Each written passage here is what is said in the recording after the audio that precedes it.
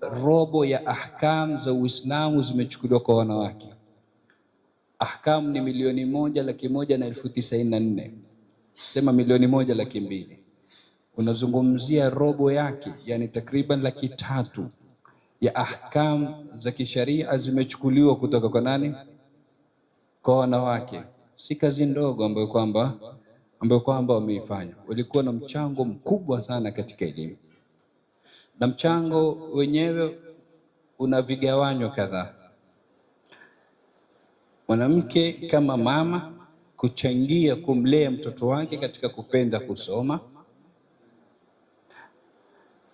Mwanamke kama mke kusaidiana na mumewe katika kusomesha.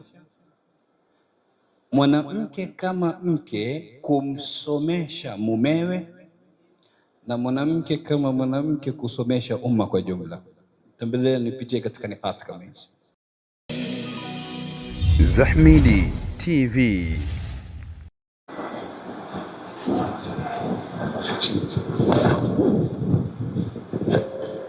Assalamu alaikum wa rahmatullahi ta'ala wa barakatuh. Hamdan li rabbin qad khassana bi Muhammadin wa anqadhana bihi min dhulmati. Wasomaji wetu waliotumataisha auzidi inshallah hifadhi zao na sauti zao au kazi ya ilmu kila kitu, lakini kwa sababu ile mada yake ilikuwa imenasibiana na ufunguzi wa kichwa cha liqa kama ya leo ya mwanamke ndani ya Uislamu, ndio maana akatangulia. Lakini sisi wadogo zao walikuwa tutangulia kisha wao wajiweke sawa, lakini walillahi alhamd, kuna wakubwa zetu baada yetu watakuja kuweka sawa pale tutakapoteguka. Mwanamke katika Uislamu ni kadhia pana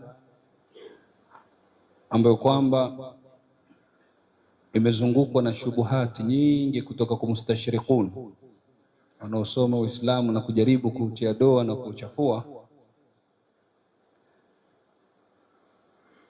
kuja kumhisisha yule mwanamke na ulimwengu wote kwa jumla kwa Uislamu umemtweza mwanamke, umemkosea katika kadhaya mbalimbali.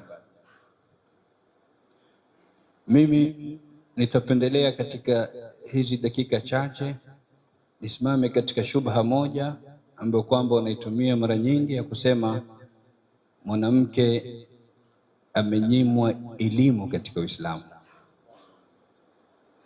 Nini uhakika wa shubha kama hii na vipi tutaivunja? Kwa kuzungumzia dauri la mwanamke la kielimu katika Uislamu, katika kusoma na kusomesha. Kutoka dakika ya kwanza ya risala ya Bwana Mtume Muhammad sallallahu alaihi wasallam, masahaba wa kike walimfuata Mtume sallallahu alaihi wasallam, akamwambia Rasulullah, tujalie na sisi wakati utusomeshe kama unavyowasomesha wanaume. Vile himma ya kusoma ilikuwa kutoka dakika ya mwanzo, na wakasoma. Hivyo unapokuja kumsikia kwa mfano al-Imam al-Hakim an-Naisaburi mwenye al-Mustadrak ala Sahihain akisema rub'u ahkami al-Islami ukhidha 'ani nisa, robo ya ahkam za Uislamu zimechukuliwa kwa wanawake. Ahkam ni 1,100,094. Sema 1,100,200. Unazungumzia robo yake, yani takriban 300,000 ya ahkam za kisharia zimechukuliwa kutoka kwa nani? Kwa wanawake. Si kazi ndogo ambayo kwamba wameifanya. Walikuwa na mchango mkubwa sana katika elimu, na mchango wenyewe una vigawanyo kadhaa.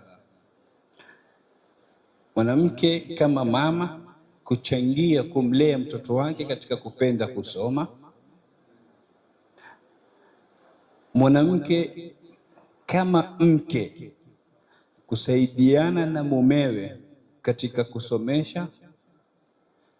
Mwanamke kama mke kumsomesha mumewe, na mwanamke kama mwanamke kusomesha umma kwa jumla. Tembelea nipitie katika nipati kama hizi.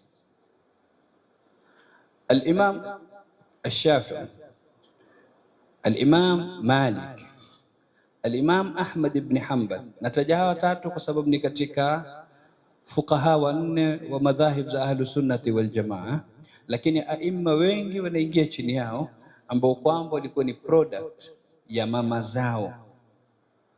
Yani anakulia Al-Imam Malik mwenyewe anaeleza kwa mimi maili yangu ilikuwa katika masala ya wimbo ama nyimbo, lakini mamangu aliniambia idhhab ila Rabi'a wa khudh minhu al-adaba qabla al-ilm. Nenda kwa Rabi'a kajifundisha adabu kabla elimu, nenda kasome, achana na upande huu. Leo ni mamilioni wangapi katika umma ambao kwamba wanamwabudu Mola kwa kupitia madhhab ya Al-Imam Malik, sababu ilikuwa ni mama. Hivi hisabu ya thawabu zake inaingiza kiasi gani mama kama yule? Al-Imam Ash-Shafi'i mamake anatoka naye pande za Gaza, anazunguka naye Makka, Madina, Yaman, anampeleka sehemu mbalimbali kwenda kusoma kwa mashehe wakubwa wakubwa. Leo ni mamilioni wangapi katika huu ulimwengu ambao kwamba wanamwabudu Mola kwa kupitia madhhabu ya Imam Shafi'i, hisabu ya hasanati inaingia kwa mama. Vile vile mamake al-Imam Ahmad ibn Hanbal. Kwa hivyo mwanamke katika tarikhi ya Uislamu alimkuza mtoto wake katika kupenda elimu na katika kusoma na akajitolea kwa hali na mali. Pamoja walikuwa ni single mothers. Wote tunawataja walikuwa hawana waume, waume zao washafariki, lakini wakapambana na hali ngumu za maisha wahakikisha watoto wao wamesoma. Lakini vile vile kuna mustawa wa mume na mke kusaidiana katika masaili ya elimu. Al-Imam Alauddin As-Samarqandi katika maulama wakubwa madhhabu ya Imam Abu Hanifa, Alauddin As-Samarqandi alikuwa na binti yake anaitwa Fatima, faqiha mkubwa sana, na fatwa ilikuwa haitoki katika nyumba yao isipokuwa kwa tawqi' mbili, saini ya baba na binti, namna alivyokuwa faqiha. Mwanafunzi wa al-Imam Alauddin As-Samarqandi ambaye kwamba ni Alauddin Al-Kasani akaja akafanya kazi kubwa. Shekhe lake alikuwa na kitabu Tuhfatul Fuqaha, akakisherehesha katika maraji yanayotegemewa katika madhehebu ya Imam Abu Hanifa, ni kitabu Bada'i'us Sana'i, ni sharhi ya Tuhfa ya shekhe lake. Shekhe lake alipopendezwa na ile kazi akaona hakuna mukafaa ambao kwamba anaustahiki huyu bwana isipokuwa ni kumwozesha huyu binti yangu, mpaka maulama wakasema sharaha tuhfatahu wa tazawajahu ibnatahu.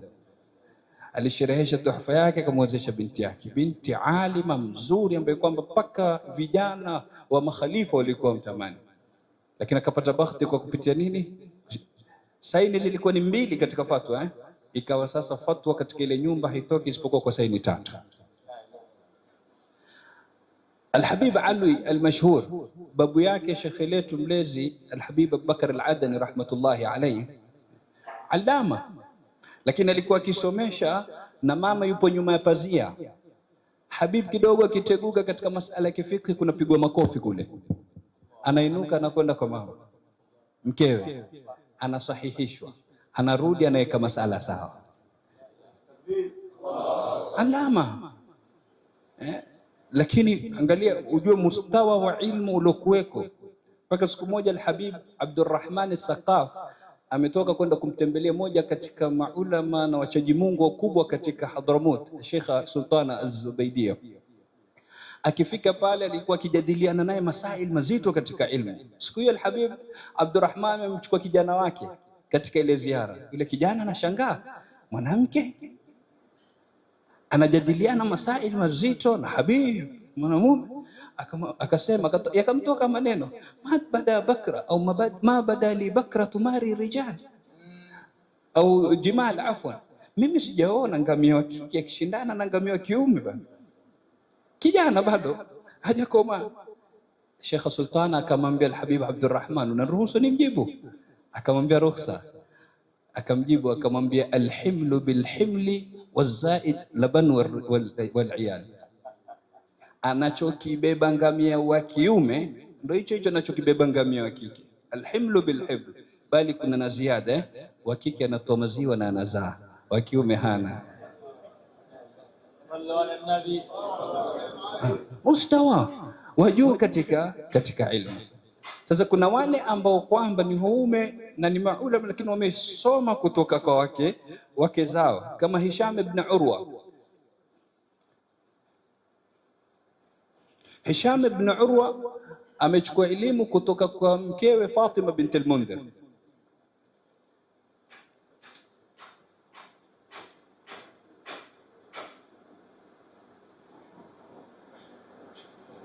Vile vile binti Said ibn al-Musayyib, mume wake ambaye mmoja katika wanafunzi wa al-Imam Said ibn al-Musayyib, amechukua ilmu kutoka kwa binti Said ibn al-Musayyib. Kwa hivyo ilmu, tukizungumzia janibi ya wanawake katika umma, ilikuwepo hadhir tena kwa idadi kubwa sana, na ndo naona Al-Hafidh Ibn Hajar Al-Asqalani katika Taqribu Takrib ametaja wasomi wa kike 724. Ukienda katika Ad-Dawu Al-Lami' cha Imam As-Sakhawi amewataja 1070. Kuna wale wamehusisha kitabu kizima kuzungumzia wasomi wa kike tu, kama Umar Ridha Kahala, Mu'jamu A'lami Nisa.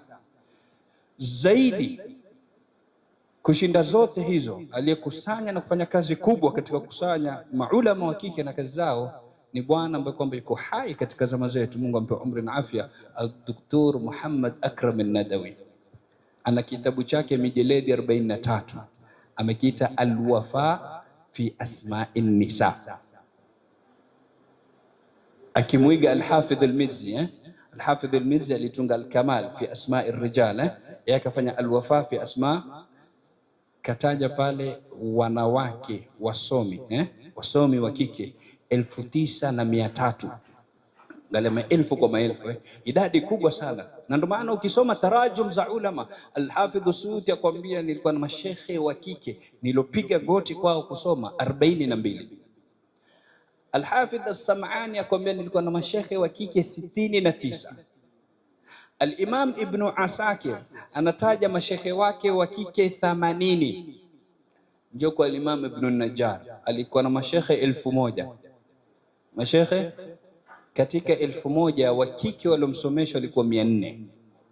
Katika zama ambazo kwamba mtu anaweza kusoma kwa mashekhe wa kike 400, ni idadi kubwa kiasi gani ya ilmu iliyokuwa kwa wanawake. Kwa hivyo ilikuwepo, Uislamu haujamnyima mwanamke kusoma. Walikuweko kina Nafisatul Ilm na Imam Shafi'i wakimkusudia radhiyallahu anhu. Tatizo lilioko katika zama zetu ni kwa tumebaki na Nafisa vitumbua, Nafisa bajia, hatutaki sisi wenyewe kusoma, lakini kama ni ilmu walipatikana kina Nafisa Ilm, idadi kubwa sana, na ni katika majali zote, katika ulum za sharia na katika ulum za maisha. Ukija katika fiqhi, ukija katika hadithi, ukija katika tibb, katika kila majali. Tunaangalia katika maajabu, Al-Imam Adh-Dhahabi yasema hatujui aliyewachwa katika wanawake katika upokezi wa hadithi. Katika rijali huku kuna dhuafa, lakini kule hakuna, wote zinakubaliwa riwaya zao. Wanawake wasipungua 10,000 katika wenye kupokea hadithi. Rudi katika vitabu vya hadithi usome zile sanad, utaona majina ya kike. Bali kitabu sahihi zaidi baada al-Qur'an al-Karim ni kitabu gani? Sahihi al-Imam. Je, tunajua kuwa sahihi al-Imam al-Bukhari, nuskha iliyokuwa sahihi zaidi ya Bukhari imepitia kwa mwanamke, Karima al-Marwaziyya. Mwanamke, nuskha sahihi zaidi, Karima al-Marwaziyya radhiyallahu anha wa ardaha. Mwanamke amesomesha maulama wakubwa. Kulikuwa na aima wa kike ambao kwamba wakikaa katika majalis makubwa katika misikiti mikubwa wakihadhir wakisomesha. Ummu Darda as-Sughra alikuwa akisomesha miezi 6 Sham, akitoka miezi 6 akienda Aqsa, Mwenyezi Mungu au komboe karibuni, akisomesha kule. Fatima binti Ibrahim al-Bataihiyya alikuwa akisomesha katika al-Haram al-Madani, ndani ya msikiti wa Mtume Madina, akisomesha. Leo wako wapi wanawake masomo kike ambao kwamba walikuwa wanasomesha katika masajid? Aisha bint Abdul Hadi al-Maqdisiyya, katika maulama wakubwa kike. Al-Hafidh Ibn Hajar anasema nimesoma vitabu 70 kwake, 70. Aisha bint Abdul Hadi alikuwa akisomesha chini ya Qubbatun Nisr Sham kule, katika sehemu ambayo kwamba mabwana wakubwa wakisomesha kule Darul Hadith. Mpaka Imam Subki siku hiyo anaonekana anabusu ile sehemu mbalimbali. Unafanya nini? Asema la'alli an amassa bihurri wajhi makana massahu qadamun Nawawi, au kukumpita mabwana wakubwa kina Imam Nawawi na wengineo, japo na mimi niguse sehemu ambayo kwamba umeigusa Nawawi. Mwanamke alikaa sehemu kama ile, Aisha bint Abdul Hadi al-Maqdisiyya akasomesha. Kwa hivyo ni idadi kubwa. Ukisoma kuna kina Zainab bint Kamal katika mashaikh wa Imam Adh-Dhahabi, anasema wamesoma kwake vitabu 400. Vitabu 400 wamesoma kutoka kwa mwanamke kama. Kwa hivyo wanawake kusoma katika janib katika upande wa Uislamu, mwanamke hajazuiwa kusoma kabisa. Amesoma na akasomesha, na kama tulivyosema, si katika ulum za sharia peke yake. Ukienda katika tib, hospitali ya kwanza katika Uislamu ilikuwa ni hospitali ya mwanamke Sayyidatuna Rufaida al-Aslamiyya, sahaba wa Mtume sallallahu alaihi wasallam, na ilikuwa nje ya msikiti wa Mtume, na Rasulullah akipeleka masahaba wakubwa kutibiwa. Kina Sayyidina Sa'd ibn Mu'adh alipoumia alipelekwa huko kwenda kutibiwa na Mtume sallallahu alaihi wasallam. Sayyidatuna Rufaida mwanamke. Soma katika tarikhi, wasome kina Maryam al-Istrablia. Huyu Maryam anatambuliwa na taasisi ya falaki ulimwengu mzima, astronomy, kwa sababu kiwango alichofika kwa zama hizo, mpaka aliunda vifaa vya kuweza kufuatilia harakati za sayari. Elimu kubwa aliyokuwa nayo katika upande huu wa falaki, bali katika ulimwengu ambao kwamba tuishi ndani yake, katika hiyo chuo cha kwanza kikuu, chuo kikuu cha kwanza ulimwenguni kiliasisiwa na mwanamke, Fatima al-Fihriya, Jamiat al-Qarawin, Morocco. Ndo chuo cha kwanza kikuu ulimwenguni ambacho kwamba kimetoa mabwana wakubwa kama Imam Ibn Rushd na wengineo. Aliasisi chuo kama kile alikuwa nani? Alikuwa ni mwanamke. Kwa hivyo natija tunafaa kutoka nayo hapa kuwa dauri ya mwanamke katika ilmu, sawa ni kukuza mtoto katika kusoma, sawa ni kusoma, ni kusomesha, ni kushirikiana na waume zao na wazazi wao katika kusomesha, yote ilipatikana tena kwa idadi kubwa, na katika majali na fani mbalimbali zisizokuwa na idadi, mpaka katika ilmu ya mekanika. Abna Musa bin Shakir ambao kwamba wametunga kitabu cha ilmu al-mekanika, mmoja ni wa kike alikuwa amebobea katika mekanika. Kwa hivyo ya kusemwa ni mingi na mifano ni mingi. Tunachokisema mwisho ni kuwa Uislamu haujamnyima mwanamke ilmu abadan. Sisi wenyewe pengine tumerudi nyuma katika kadhia ya kusoma, lakini Uislamu umemsomesha mwanamke, na mwanamke kama yule akasomesha na akaweza kunufaisha umma kwa kupitia ilmu yake. Huu ni wito kutoka kwetu madhaifu kwenda kwa dada zetu wanaotusikia na kututazama kwa kupitia vyombo vya habari, kuwa turudi katika amjad zetu, turudini tusome, turudini tujiendeleze katika kusoma. Fursa zipo na mashekhe wapo, Mwenyezi Mungu awape umri na afya. Ikiwa nimepata ni kwa taufiki ya Mwenyezi Mungu Subhanahu wa Ta'ala, ikiwa nimekosea ni kutoka kwangu na mashekhe wataweka sawa inshallah. Mwenyezi Mungu awahifadhi walioandaa majlis kama haya, ajalie katika mizani hasanati zao, innahu waliyu dhalika walqadiru alayhi. Wassalamu alaykum wa rahmatullahi. Wa alaikum assalam wa rahmatullahi wa barakatuh. Ni Sheikh Mubarak Awesu kutoka Nairobi. Afwan, assalamu alaikum. Tunamruhusu Zahmidi TV.